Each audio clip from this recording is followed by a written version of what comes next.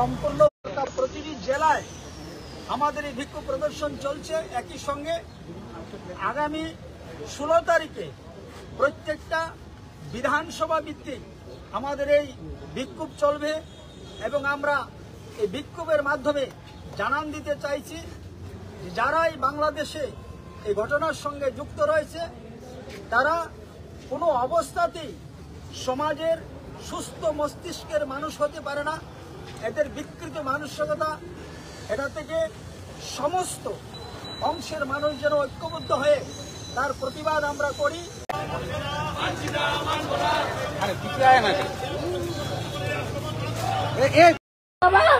তোরা সুমা দে, তোর বাবালে সুমা দে। আমার এত সুন্দর চেহারাটা কই নিলে না ও বাবা।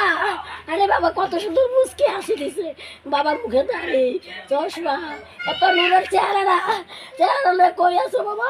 কই আছো তুমি? কই আছো? কই আছো? আমার